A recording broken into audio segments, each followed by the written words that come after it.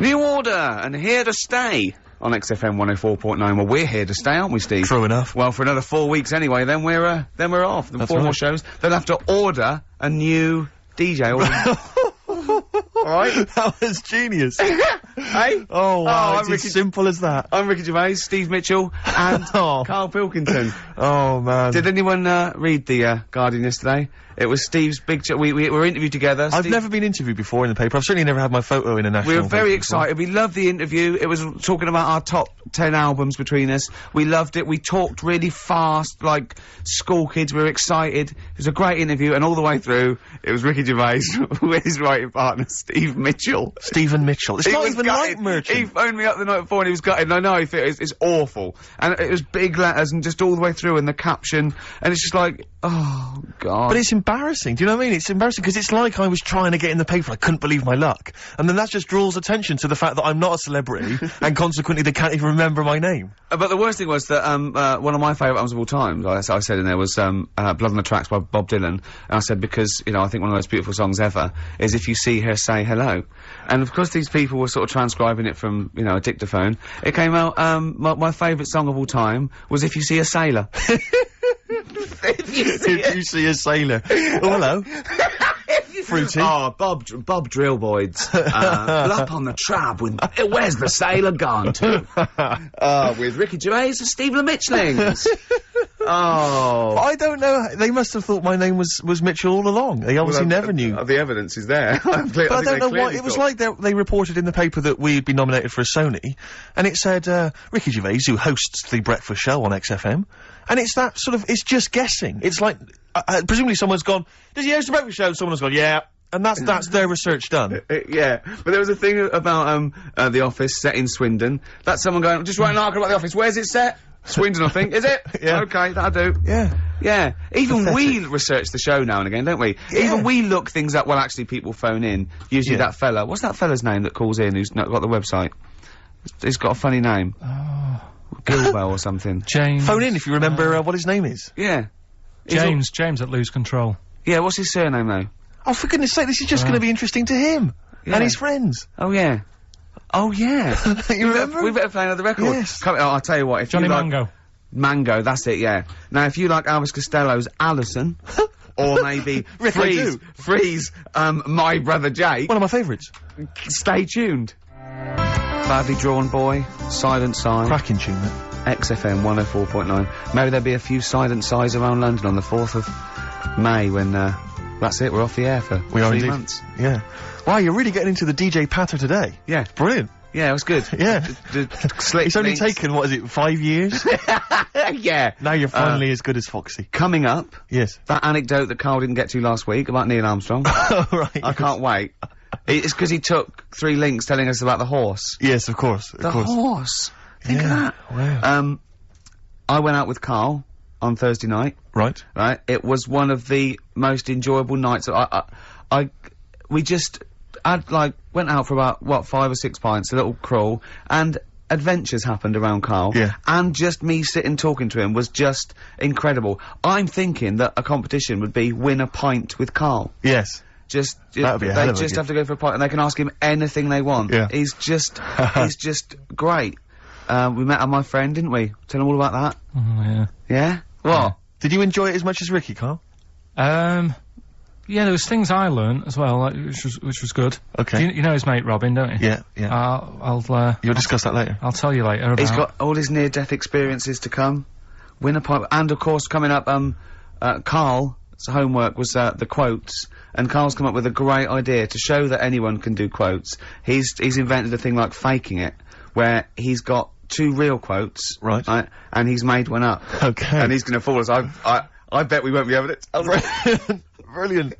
Sorry, what was the challenge last Look at him looking at us. What's the matter with you? It's just that before, you were like, no, this is good for you. But What? now it's turned into a game. At your expense? Yeah. Have you only just dawned on you?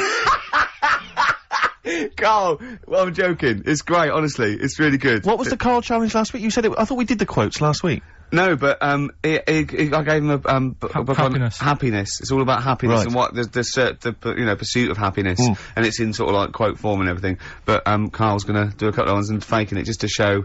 I mean, because he's been coming up with fables all week as well. Now he comes up with something, he goes, "That's a fable, isn't it?" And he tells me so he's getting good now. Forward to it all. If you play another track, what have you got? Something? You got something Oh, special? I have brought you?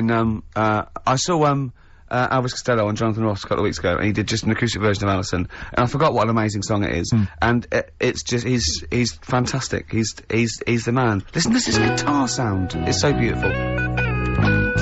My aim is true, to provide quality entertainment of a Saturday. That was classy. Elvis Costello and his attractions, and Alison on XFM 104.9, I'm Ricky Gervais. Steve Mitchell here, and Carl Pilkington. Oh, It's going alright, it's going alright. I, obviously been doing some acting, as you know, I mentioned it last week, doing this, this sort of comedy pilot. This week, Carl, you're gonna be loving this. I've been doing stunts. I swear to God, I've been doing my own stunts with the guy that once made Christopher Reeve fly as Superman, right? And I was doing stunts. I had to do a thing where that my character has to commit suicide. I wonder Don't what's think we there. didn't bring that up. Were you anywhere near that horse? No? Fine, let's carry on. And, my character has to commit suicide, and he has to sort of, leap off a building. So the first Don't shot... think that's something for comedy. Well, we were up on a roof, and obviously they had the crash mats and stuff, and I had to kind of leap off, and land on the mats and stuff. And obviously I was petrified the whole time because I was wearing my glasses. Petrified that they might get broken. So I was like not really doing it properly, and kind of leaping like what, you know, people who, when they can't dive into a swimming pool, and so they put that one foot out first to sort of break their fall. Was it you that told me that you could never get into fights? No, I can never get into fights or go in a mosh pit because of my glasses. I've missed out in life because I can't. Because if I was in a fight and I say, "Come on, then you are," you know, and I was in a pub or something, they just have to whiff off the glasses, just knock them off. I'm done for. I got nothing. Really short-sighted, are you? Yeah, but anything's an advantage in a fight, isn't it? And the fact that they're just a blur is bound to hamper my otherwise brilliant, you know, ninja skills. So yeah, I've never got into a fight. I've never been in a fight at all. I've never, as I say, been in a mosh pit. On the wire. So this was making me sort of a bit worried. And anyway, so then I think, well, fine, I've done my stunt, and I did it, and everyone clapped. They were pleased with it, and the guy who said I was very good. So then they drive us to the next location, right? I'm thinking I've done my stunts now. There's a crane. I think, what's going on here? Now they need to shoot me. Like, I've already done the stunt where I've sort of leapt off the building. Now they've got to actually see me falling, right?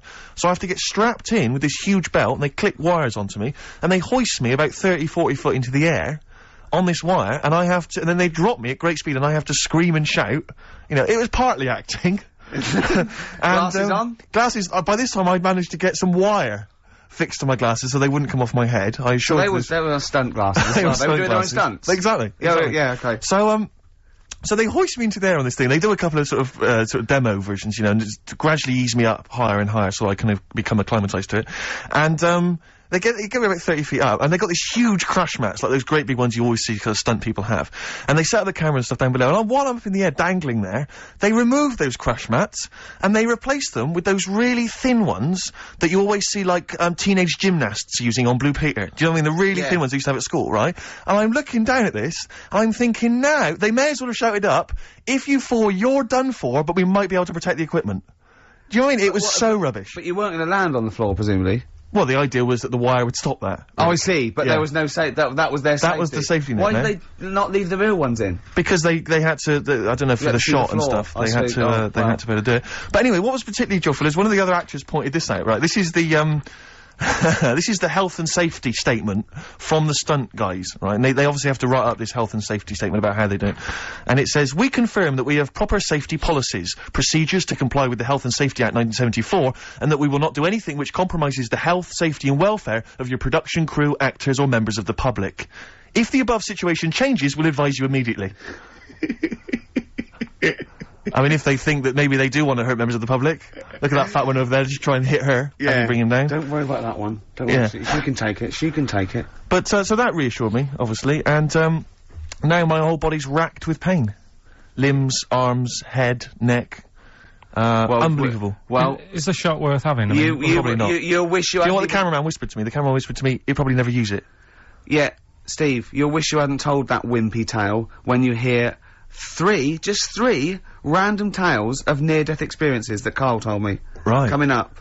I mean, Honestly. Really? At least you had stunt people and crash mats. Yeah, And you got paid. Yeah. The things that he got up to, just through stupidity, Well, will put you what? What one of them wasn't through stupidity? cakes. I'm already excited. The cake one? Yeah. Which one's that? Sorry, you had a near-death experience involving a Hold cake. on, I've got 3. I've got the paper round, the nicking slate, and the Mr. Freeze. What's the cake one? Yeah, I suppose.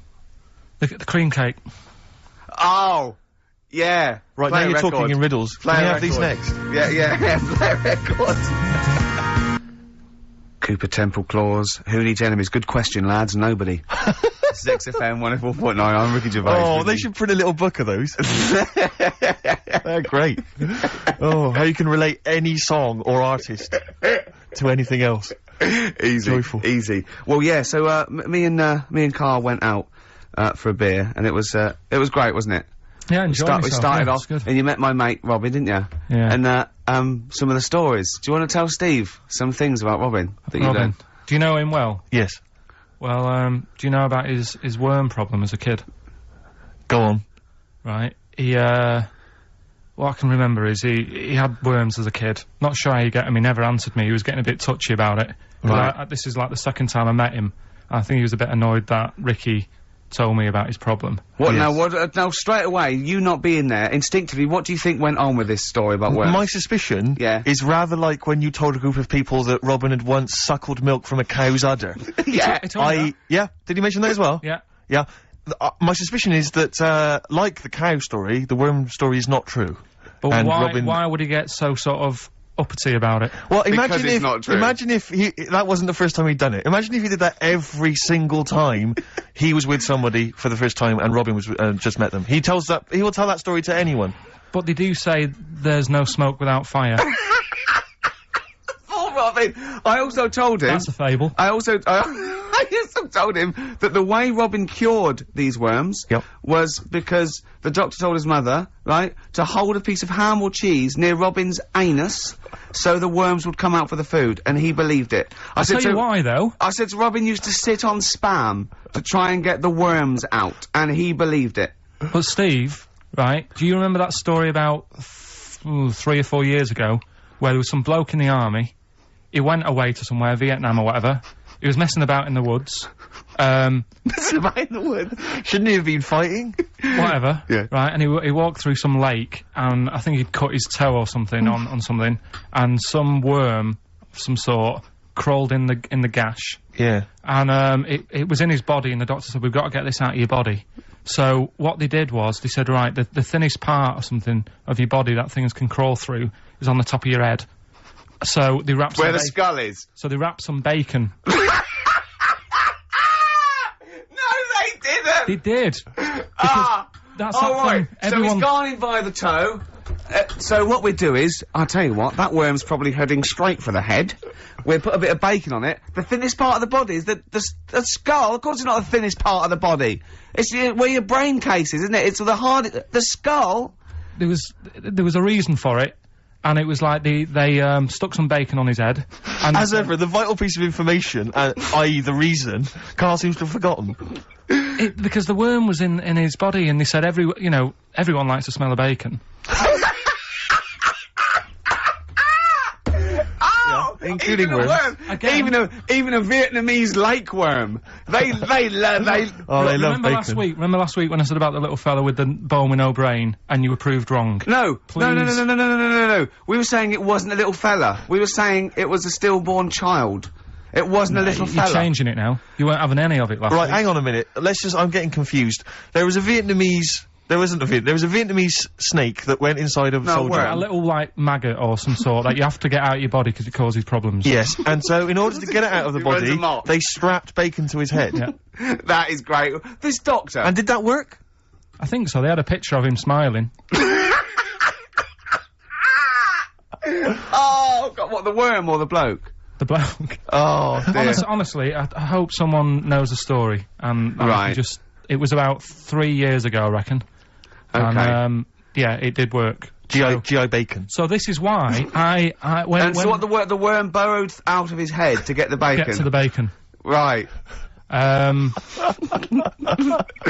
great. So this is why when Robin was telling his story, I was a little bit disappointed if it wasn't true. Right. Because in a way... You know Robin's never been to Vietnam. No, but what do you really think that Robin, well, as Robin said at the time, Carl, why would I sit on ham, then tell Ricky Gervais? It's a very good point. Because if he was a kid, you do daft things like that as a kid. Right. It's the telling Ricky Gervais, though. Yeah. And then, Yeah. oh, bless him. Okay. And then anyway, Robin left, and I tried to chase him, but he got away, and he knows that yeah. And then we had a few pints, and then, Carl embarked on some of the greatest stories ever told. Can you tell the story about your dad? Let me run it. I haven't spoke to him all week, so let me run it by him. Okay, play records. Because, you know. What we got? We've got, one of Steve's... Yeah, well, bizarrely enough, this comes from the, Teachers 2 soundtrack, the soundtrack to the current TV series. There's a slight whiff of nepotism in the air. Yeah. Rick, would you like to explain why? Well, that's why you're doing it. Though my girlfriend, worked on it. But, Yeah. you were gonna play this anyway, weren't you? Well, I was, actually. Bizarrely enough, I was going to play some I Am Clute, and, this is from, as I say, the Teachers soundtrack, and this is called To You. It's a good track. I Am Clute, and a track called To You from the, Teachers soundtrack. That's also got, I noticed the Electric Soft Parade, The Hives, Star Sailor, Feeder, Turing Breaks, Mercury Rev on there. It's a good little collection. Lovely. Carl, has just had confirmation. He's looking smug, because someone phoned up and went, it is true, it's a Laogai chi worm, and you wrap bacon around your head. That's all the bloke knew as well. Yeah. And his name was Gary. Yeah. So I'm not having it. No. And he said, see, that's why the Robin thing isn't so weird. He said, but when you said he tried it with cheese, he said I was having none of it. Strokes, hard to explain. Like Carl, really. Yes. Yes. So, Carl, concentrate. Yeah, go on. So, we'll leave the worm with the bacon wrapped round the head, shall we? Well, if you're ever caught in the jungle... Yeah. Always carry some... Bit of Danish. Good advice. Lovely. So, would you like to start on your... to Steve, because I've heard all these. Well, we won't do them all. Well, we'll start off with the Mr. Freeze. Tell Steve the story of Mr. Freeze. This is the first time he nearly died. This is the most serious of the lot, really. So, what it was, do you know, like, I don't know if your mum and dad did the same thing, but, like, they do the weekly shopping on like, a Friday. Yeah. So when you got to Thursday, there wouldn't be much stuff left in the cupboard. It'd just be like, you know, your Jacob's crackers and stuff like that. So when they'd been to the supermarket and they came back, I was like, you know, what's that saying? Like a pig in... You know, I loved it. It was like loads of food coming in, loads of biscuits. What is that saying? He nearly said pig in shit. Right. Is that the saying? Yeah. Right. So yeah, all this food comes in. Thank God he didn't. Otherwise he'd have been in trouble. That's true enough. Because he's culpable for our actions, because Exactly. he's the producer. So technically, that twat's in charge. Go on. Right, so anyway, so there's loads of food, and I'm like, oh yeah, look at this, and chocolate biscuits, and, you know, penguins and stuff. Bacon. And bacon. Just in case, you never know. So anyway, my mum and dad's putting the food away. Me and our kid are like, he's already grabbed something, gone back upstairs. It's like feral children. it's like a quest for fire. And then they run upstairs. What did he do, sit under the bed, gnawing at some sort of pig's trotter? So I saw, do you remember Mr. Freeze Pops? I do, yes. Well, they're kind of like popsicles, icicles. Yeah, but really long, like a foot long, right? Yeah. So I thought, I'll have one of them, so I grabbed it. Went for the nutritious stuff first. Absolutely. And like, my mum and dad are putting the stuff away and what have you. And I rip it open and knock it back. Right, straight away, just right back like Swallow that. it straight away, yeah. But it went down the wrong way, right? So What, down your shirt? So I was like, oh god, I can't breathe. And my mum and dad didn't even know what I'd ate. Do you know what I mean? I ate it so quick. Yeah. And I'm sort of tapping my mum on the back, going. She's going, oh god, you know, he's choking again, because I was always choking. If there was one thing, I don't know if I've got like a small throat, but I mean, even Ricky knows I can't drink that much, can I? Yeah. Do you know, or eat pebbles. I'm not a quick drinker. I'd always, I think I'm scared of like swallowing stuff. Yeah. And it was like bottle tops and mint imperials and stuff. I was always choking on stuff. So anyway, she's going, oh god, what's he picked up on that now? Drop it! And So- she hit his nose with a stick. So I was going, oh, I'm choking. At this point, my dad had like, I think he'd put his share away, you know, his food away, and he'd gone. His share! I love it! Yeah. He'd gone to watch like Winner Takes All or whatever. in a lounge, and I was in the kitchen, and I was starting to, like, I didn't care anymore, do you know what I mean? I just got to that point where I wasn't struggling anymore. You just thought, I'm done for. I just was, like, falling to the ground. And my mum's going, you know, get in here, I think it's serious. And my dad comes in and sort of starts shouting at me, saying that's what you get for being greedy. He didn't even know what I'd eaten. Well, it was the moment to teach you a lesson, certainly. So he's there like that, and my mum's going, oh, look at him, and my lips were going purple, and my eyes were rolling into the back of my head. You look like Marilyn Manson. And, so anyway, she grabbed me from behind and did that fireman thing. The Heimlich manoeuvre. Yeah. And, you know, winded me, and it came up, and I was alright. What, the whole popsicle came flying back out? You see, that's what I don't understand, because there was nothing there. No, just a little bit. No, it swells up, doesn't it? Because it irritated it. So it went down this sort of like your epiglottis. It went down the wrong way, like it went into your air canal instead of your throat, and it sort of spasms, and that's the fear. You just got to calm it down and relax. So in time, I would have been alright. Yeah, anyway. you don't. Well, no, you might have. So that's so that's hang on. one. No. But the weird thing is, like for like 3 days after that, I felt like a sort of special person. I went to school. I'm saying nothing. I did full days. A special needs person. Yeah. I went to school the next 3 days after that. I didn't like wag it or anything. I did full days. I love that. 3 days, turn over in Yeah, exactly. After 3 days, you thought, screw it. Yeah, Well, did a quick history exam. But have you ever had that where you've like felt like I've been given another chance here? Right, next That was one. That's weird. popsicle. That's popsicle hell. We'll call that. Right, next one. Which one's the next one? Oh, what about your paper round? Right. Can I ask very quickly, did your life flash before your eyes like they say it did?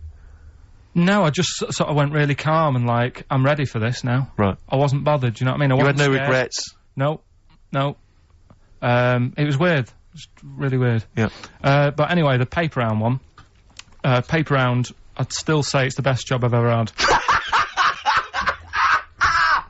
And he means it! No, I really enjoyed it. It's like, you know, you don't have to work with anyone else, right? So you make your own rules. Just think of that. You know, you sort of You're around... spreading information to people, vital information. Giving a service, and no one else is around, you know, you can just do what you want and think about stuff whilst you're cycling around on your bike. It's really good. Yeah. So anyway... Imagine the stuff he's thinking about when he's riding around his bike. I can't.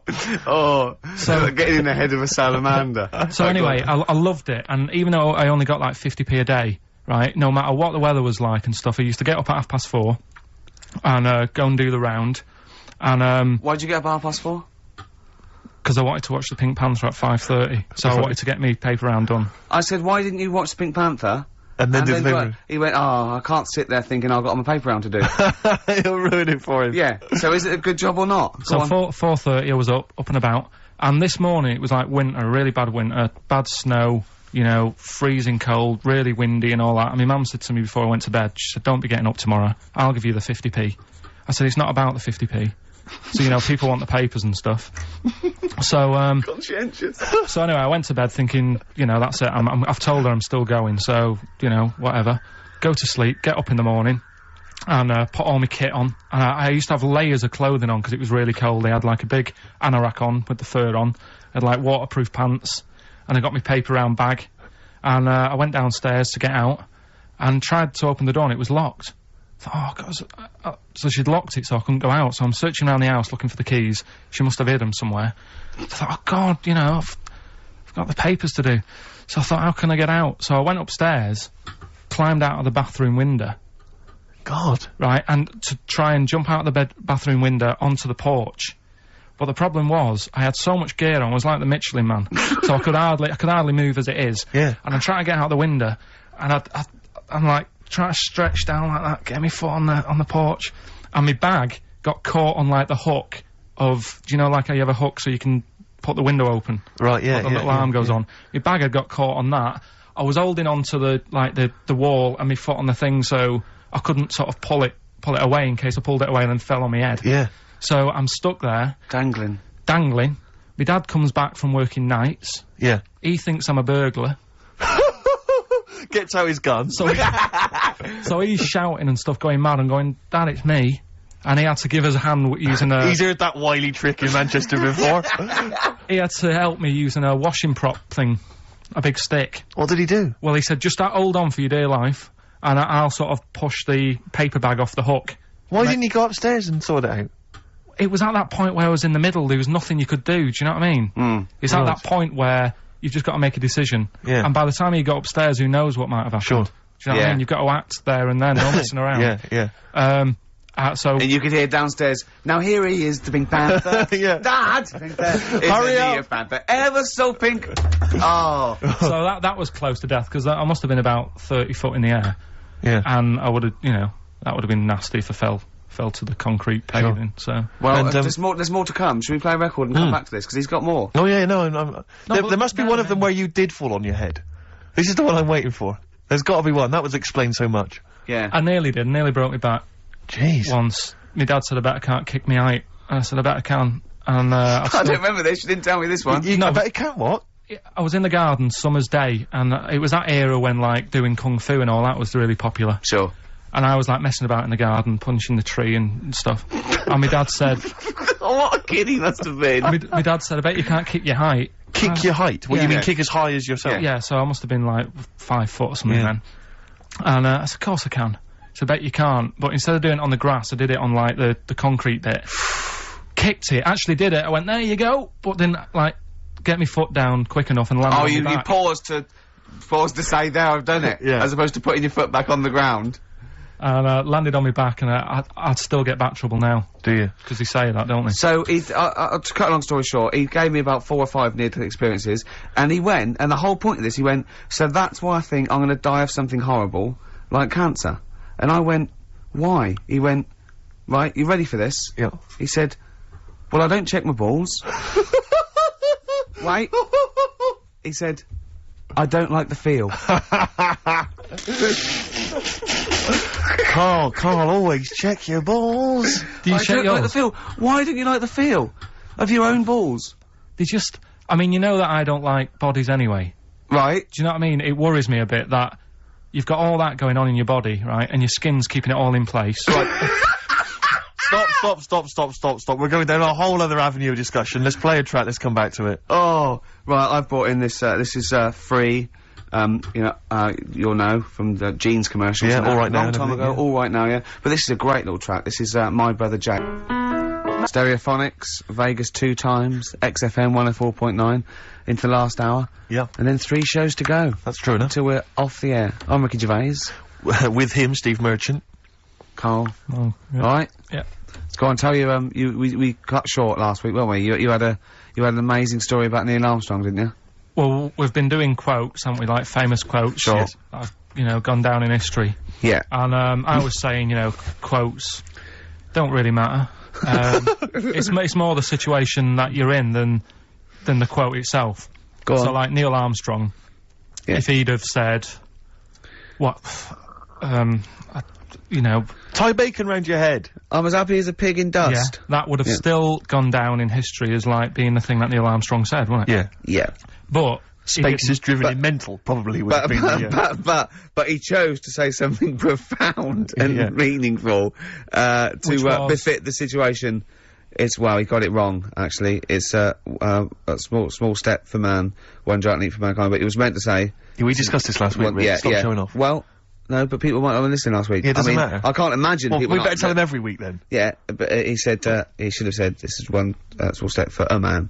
Yeah. But anyway, he had a good effort, and that's quite... And that's an example of what I'm saying. The fact that he got it wrong, but it still went down in history. Right. But anyway, the bit that... and it didn't happen anyway, did it? What do you mean it didn't happen anyway? That's what a lot of people say. That no one's actually been on the moon. Ah, yes, of course. They filmed it in Teddington Studios. Well, they were saying something about there was shadow on the film, and you won't get shadow on the film, and... There's all sorts of things. There are these people that you always quote as they. Who are they? Are they living in jars? Are they little fellas in jars? Look, go on. You know... Do they appear to you in dreams? I've spoke to different people about it, and there's loads of little things that if you watch that programme, you know, of them being on the moon, there is no way they could have done it. Right. Done. Fine. Yeah. Done. Anyway. That's put to bed. Yeah. But Good. anyway, as he was getting back in the spaceship on the moon, or whether it be a TV studio, he said... good luck, Mr. Croucher.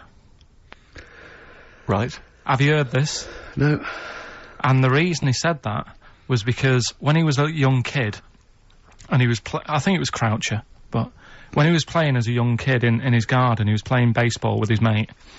And he chucked the ball to his mate, and his mate hit the ball, and the ball went over the fence to the next door neighbour. Right, so he goes, right, I'll just nip over and get the ball.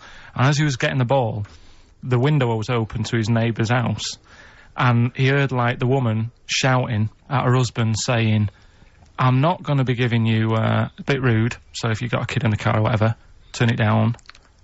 What, yeah, that's covered that, yeah. Right, Genius. I'm not,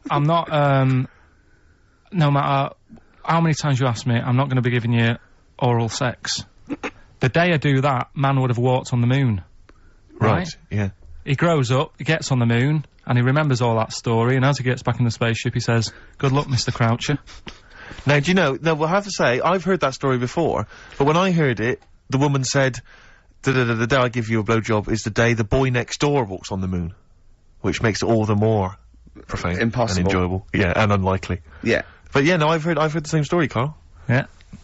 Look how pleased he is. I love that. Right, so not only have you remembered that anecdote, which may or may not be true, but of course you've also proven The that, day I give you a blowjob, that kid in the garden's probably going to walk on the moon and say something about giant leaps. Exactly.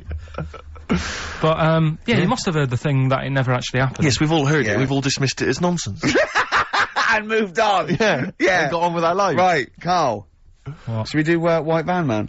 But you didn't prepare me for that. We better play a track and then I'll I'll fish out the newspaper and stuff.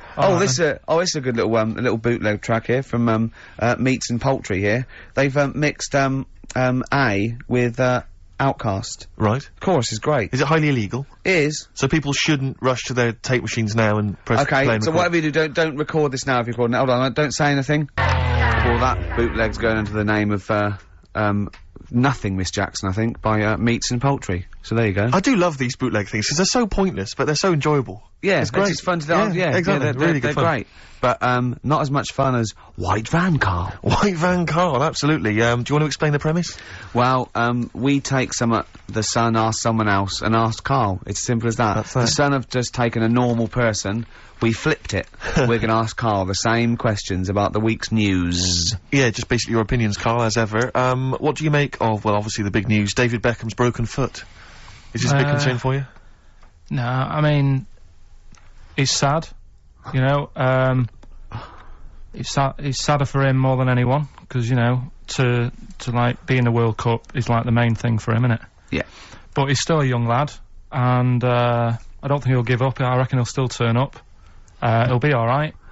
And, yeah, good luck to the lad. You know I like David, I'm not gonna slag him off. Wise words. Yeah, he says that like he knows him. Like he's popping round for drinks later. Yeah, like we tried to stitch you up. Go on. But, obviously yesterday, was it yesterday? I think maybe Thursday, the Sun printed a big picture of, David's, foot and encouraged everyone to touch it at midday, because hoping that this would somehow, if we all thought and prayed together, somehow that would help his foot heal. Do you believe in that? No. Any belief in that? No, you're going down the old, like, Yoragella route, aren't you? Sure. And it's stupid. Yeah. I'm sure, I mean, it's nice effort and everything, it sort of cheers everyone up. Hold on, you believe in ghosts and warlocks Yeah. and licking toads. Why is that any more stupid than all those things? It's not gonna work, is it?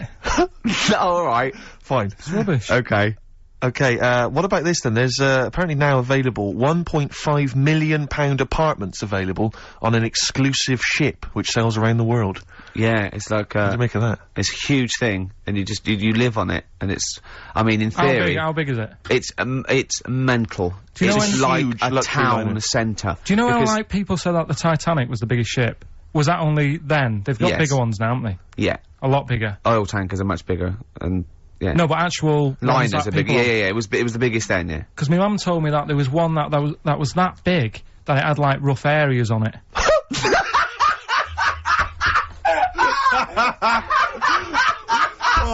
Oh, don't go starboard. Oh, God! No, but do you know what I mean? Right. It was like we're thinking of moving. We're seeing Yeah. the captain. We're thinking of moving to a nicer area. Oh, Yeah. I've heard they're very rough in aft. Oh, God. Oh, that's They steal your fantastic. tyres. A ship's so big that was rough areas. Oh. How big is this one that you're talking about? Well, I don't know, it doesn't give me the specifications here, but They're it's huge. huge. They're huge. In theory, I mean, it's that thing with, it's obviously marketing, but, they're gonna, solve, the, overpopulation crisis where soon we'll all just be floating around the sea, Yeah, but... yeah. I can see that, because I mean, think about it, right? I've been talking to Ricky about it. I was hoping to buy somewhere in London, but there is no way in this world that I can afford it, right? And you look at all the wasted space, like, with the Thames, all it's doing is, like, collecting crisp packets and stuff, and Coke cans, and people have to clean it up, whereas if you got a load of boats on there... Yeah. Problem solved. Yeah. Would you live on a Problem boat? solved. What's his name did it, didn't he? What's that programme? Is it Bergerac? Noah. Oh, Bergerac? There was one where he lived on a boat. I think it's quite... That was Mind or Shoestring. something? Yeah, I'd give it a go anyway. Noah! I'd like to see you, living in the air, maybe in a giant hot air balloon. Yeah, alright. But, no, the boat thing, because it is gonna get bad as well, isn't it? They're saying that the water's melting or whatever. The water's melting, The ice is melting. Yeah. And there's gonna be more polar ice. water and less land, so in the future, it's probably gonna be the way we're gonna be living, isn't it? Have you seen that film Waterworld? Nah, I don't fancy it. Because Is that what happens? that sort of predicts that, yeah. What, are they saying that the ice thing's Exactly, melt? yeah. But at the same time, I was thinking about this a couple of weeks ago. If you get, I mean, I think I read that, like, a big chunk of ice, fell off one of the ice, what do you call them? Caps. Ice caps. Something like, I think they said it's the size of the Empire State Building or something. Right. It snapped off and went into the water, and it's melted. And they said, oh, it's bad news, you know, that something that size is melting. But the way I look at it, if something that size falls into the water, it's like a big ice cube, and it's gonna freeze it up again. You with me? Not really, Carl. Go on. Right, you get a giant ice cube, the size of the Empire State Building, stick it in the water, it's gonna make, it's gonna stick back on again, isn't it? Well, Maybe it's no, gonna stick back only on if again. it freezes up again. Yeah, What well, do it you will mean it's freeze up, the water's won't, gonna get but- cold again, because you've just put a giant ice cube in the water. So when you put an ice cube in a drink, the drink doesn't freeze, does it? No, the because ice it's not melts. if you put one the size of an Empire State Building in your glass of Jack Daniels, it's gonna make it freezing. It's not going in a glass of Jack Daniels, it's going in the ocean. I know, but you see, I'm using my fables. Imagine a world. Use your brain instead! Imagine the world. Imagine the sea, Yeah. like the Arctic or whatever, as Yeah. a glass of Jack Daniels. Okay. A big ice cube falls into it. Yeah. It freezes. It melts back on again. So we're all right. I don't know why everyone's worrying. God. Thank God for that, I was getting panicked. Oh, fine. Do you understand what I'm saying? Yeah, no, you're right. Yeah, that will happen.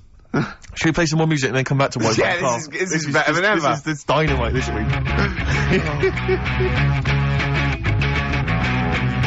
9 in there on XFM 104.9. We're doing White Van Carl. Got another one there? Well, it's just your thoughts really on the Queen Mum's very British send-off that she was given this week. Yeah.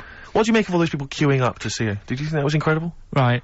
Well, we said last week, you know, there was I don't quite understand why there was so many people there, who were, like, getting really upset. Do you know what I mean? Really upset, crying and stuff, and, you know, you can lose someone who's, like, related to you, and you don't cry like that. You sort of sit there and you think back to what you did with them and stuff, and then that's it. But, the queue thing, wasn't it, like, miles long and stuff? Yeah. It was, yeah. Right, I was sat watching this with Susan. 12 right? hours queuing. Yeah.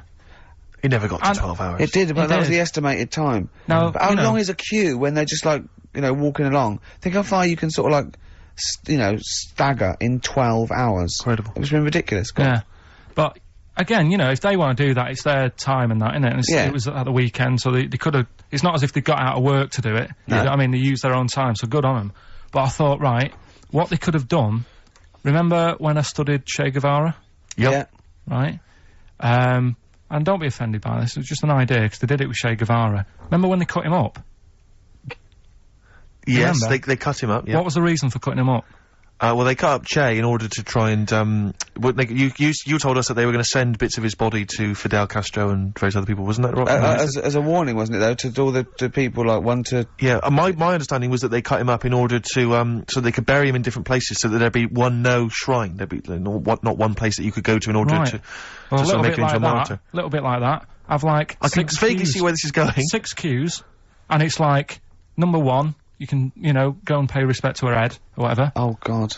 No, but I just was thinking the way of speeding it up. I'm not having a go, because they haven't done it, so it doesn't matter. God. But they did it with Che Guevara. Yeah. Everybody would have felt like they've got close to her. And it would have speeded it up. No, I mean, but I can understand. Can I just say that genuinely, Carl is not being disrespectful here. This is his best idea to cut down the queues. So don't phone in. He's not suggesting we should have done this. He genuinely is. Well, but I mean, he's not doing it to be nasty or wacky or you know. He thinks this is a good idea. So can I just throw a thought at you? Che Guevara, who was like a powerful man. He did a lot for the world and what have you. Yeah. And are you aware that I feel slightly responsible for this because have you heard of the quote, a little knowledge is a dangerous thing? Yeah. Okay. Steve, next one? No, just a very quick question. I can understand those that have queued for 12 hours to see the head. I'd be a little bit annoyed if I got there to find a toe. I'll tell you what though, I'll tell you what they could do without chopping her up. They could put about 9 queues, each could see each hip she had. That's true enough. Because she's had about 9 of them, so it'd just be, if you want to see the whole body, it's a 12-hour queue. If you just want to see a couple of the hips... Here's another suggestion for you, I've just thought, right? What? Instead of everyone queuing to see her, why not put her on a trolley and wheel her past everyone else? Running. So yeah, you could have some students on Rag Week, they can combine it, like when they're always pushing a bed. You know, they could just run it along the queue. No, that'd be fantastic. That'd be disrespectful. Right, as opposed to the chopping up. So... Sure. Right. But just an idea. Just I apologise now if anyone's offended. Anyone offended, I'm sorry, but... Yeah. Okay, finally, this is more frothy. Liz Hurley lying low, apparently, at Elton John's house to try and avoid the press now that she's had a child. That's a good place to go to avoid the press. Exactly. Yeah, yeah, Elton John's house. Everyone seems to be friends with Elton John, don't they? Every celebrity's Why friends did he pop into Elton John's house? What is he running some sort of... But it was like when Robbie Williams was a drunkard and a drug addict, he went to Elton John's. Yeah, and who's the other fella that went there as well? What's someone to, you know, to recuperate and, shoulder to cry on? Is he giving out false passports? But I don't know if people have seen his history. He's not the man of, you know, I mean, I know he's cleaned himself up now, but, you know, maybe that's it. Maybe he's got this kind of insight into how to deal with celebrity. Yeah. What do you think? I think it's just genuine mates with him. I think he's just like a friendly bloke. I think she's been doing too much lying low in the first place. That's part of the problem, isn't it? High five, Carl. That was a genuine joke from Carl there. And he's so proud of himself. Look at his little face. Too much lying low. Oh, that was my van. I agree with you. Why can't she just go around to her mum and dad's or something rather than Elton John where everyone's looking? Yeah. Yeah. Yeah. That's the point, isn't it? Yeah. So that was good, yeah. Very good, yeah. Right, what music we got? We got, bit of Flaming Lips. Flaming Lips, excellent. There's the classic Race for the Prize. Should have been a big hit, never was, sadly. The Flaming Lips and Race for the Prize. Just playing that, Rick, for everyone who emails us saying. We get a lot of emails every week, but we obviously don't really respond to them because we're very lazy people, but we obviously appreciate it. And I play that particularly for Claire, who's emailed in saying her friend Sarah Prosser would like some Beatles. We're not going to play the Beatles this week, but Sarah apparently loves us more than words can express. More than Carl could express. Absolutely. I'm gonna stop you there, Steve. You want an advert?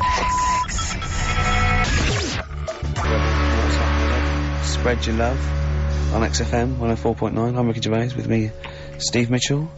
And now it's Carl's bit. It's the re-education of Carl. He's like Liza Doolittle. And now he's coming or Lawnmower Man, if you've seen that film. More like Lawnmower Man, if you've seen the film. You'll know what I mean. And his homework was to just study quotes, really, on happiness and stuff and general well-being. He's not a big happiness, quote fan, are you, Carl? Not really. So what have you done? You've come up with something, haven't you? Right, yeah, I told you, right? Because a lot of these are just things you say every day. They're nothing special. So what I'm doing... Well, you say them every day. Well, the sort of things you come out with and you don't even think about it, do you know what I mean? Yeah. They're on the TV all the time, people on the radio are saying these sort of little quotes. Sure. And, what I've done is, remember that programme on Channel 4, Faking It? Yeah. Where they got some, like, posh kid to be on a door and all that. What I've done, I've, Imagine if that was the pitch for the show. Dear Channel 4. Just gonna get a posh kid on a door or something? Yeah, yeah, Yours sincerely, Carl. come in. Yeah. TV producer. Yeah, yeah, go on. So, what I've done, this little book of quotes, happiness quotes, I've picked 2 that are real. Okay. And I've made one up. Right? And we've got a guess. And you've got to guess. Okay then, go on. Well, I'll tell you what, Rick, why don't we, when we've heard them, we won't confer. No. You'll write down yours, yeah. A, B or C, and I'll write down mine and we'll see how it Okay, goes. Carl, off you go.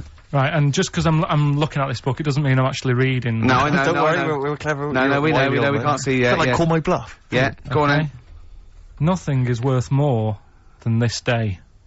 Okay. Yeah. Yeah. Alright. Yeah. The way I see it...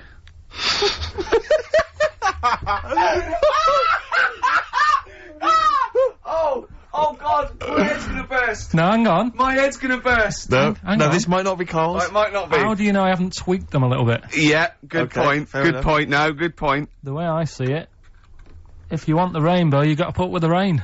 Yeah, okay. All right. All right, yeah. Okay. Hang on. Yeah. Come on. Cat food.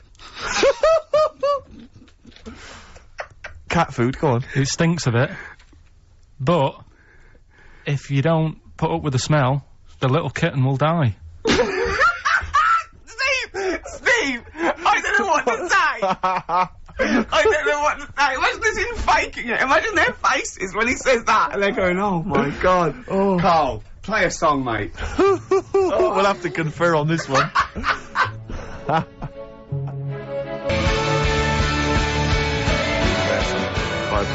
Well, that's just amazing, Carl. Just read them again. Two were real, one was fake. Go on then. Right.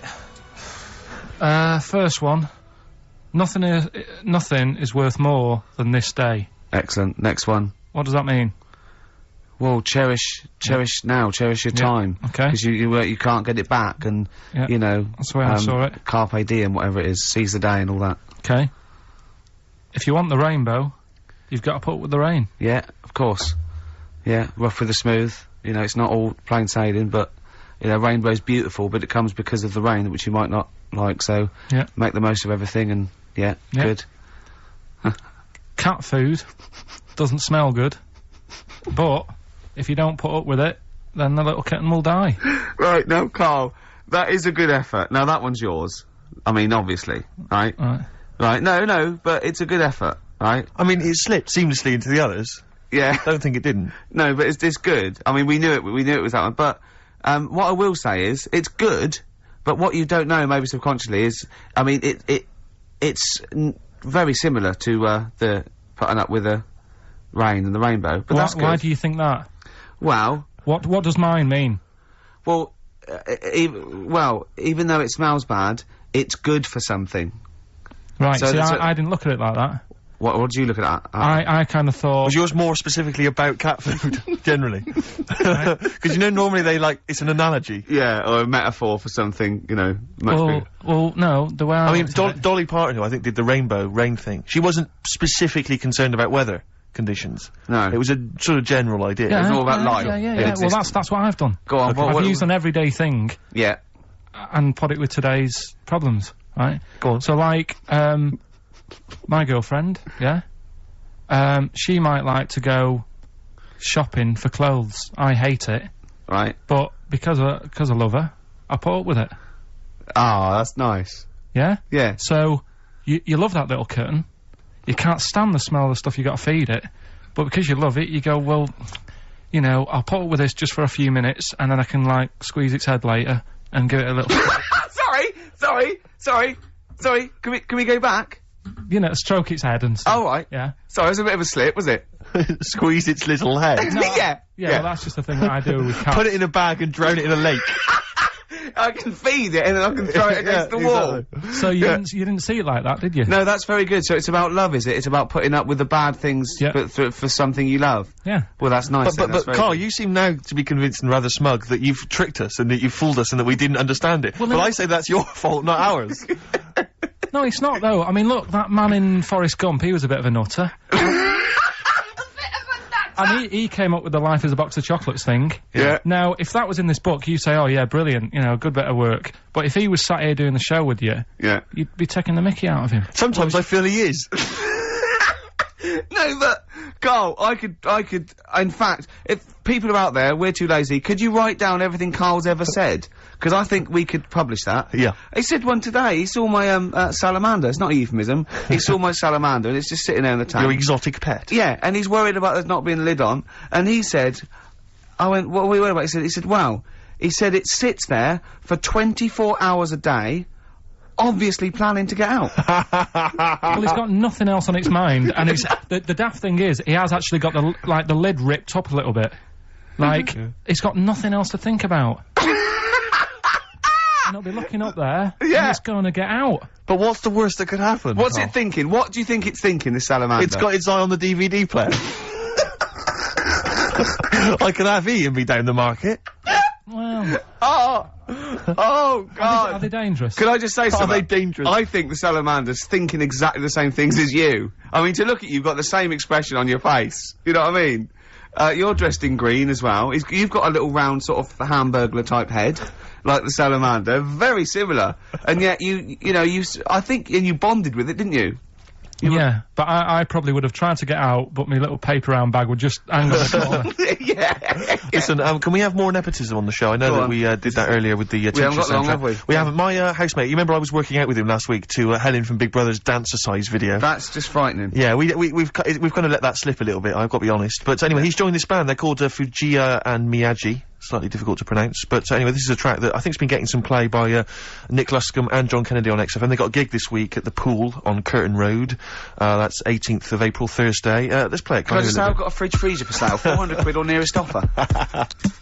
Fujiya and Miyagi performing live Thursday the 18th of April at the Pool on Curtin Road. Admission is free, Rick, so I imagine you'll be heading down there. Yeah, I will. Well, I've enjoyed this show. Yeah, it's been a good one. It's great. It's been great. Carl, any more? Oh, tell that story that you were telling me about your dad when he was driving. Well, it's just that you were talking about... Well, I mentioned Forrest Gump. Yeah. And, the Forrest Gump types. When my dad was when he was a taxi driver... Yeah. You used to have to, sort of do your bit for the local area. Oh, God. By taking the Forrest Gump people to Blackpool. Yeah. Is that what they're called now, the Forrest Gump people? Is that what the organisations that support them ask for them to be referred to? A minibus with life is a box of chocolates.com. Well, Forrest Gump types. It must be, so you work with these people? It was, the people with learning difficulties. Yeah, and they used to get 5 Coming home must have been a busman's holiday. So he got 5 of them in the cab. Yeah. And he had to go to Blackpool, and 4 of them were really good, you know, behaving themselves, didn't mess about, weren't fighting and stuff, but there was one who was just causing loads of trouble and they couldn't control him. Oh, and what you've got to be able to do with people like that, you don't want them to get stressed out because it's not good for them. It stresses them out, and you could end up with a bit... Thanks, Dr. Carl. You could end up with a bit of a riot on your hands.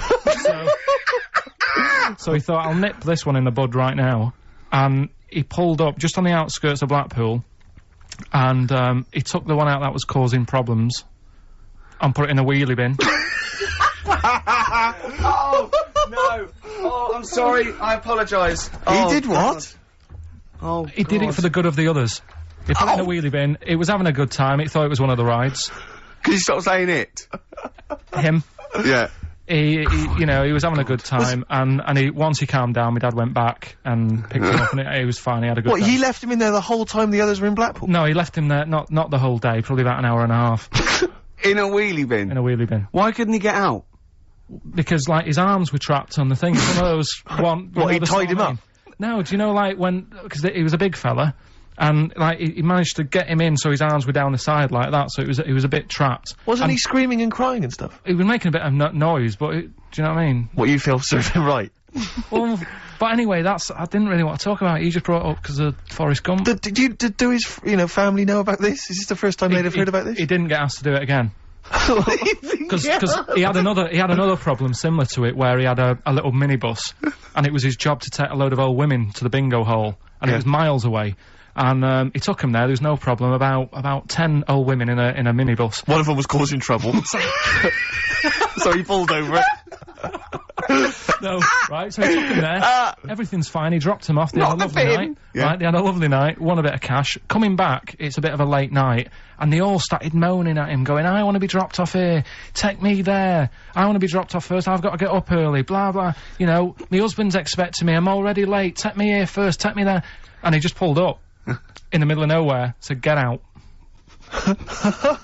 And he made them get out, and they all called for taxis.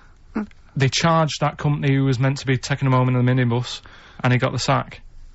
But a similar sort of story. You can't be dealing with it when people don't sort of just calm down and, like, solve the situation. Yeah. They're just all like, I want to be dropped off first, take me here first, take me... Yeah, so he acts like a madman. Good.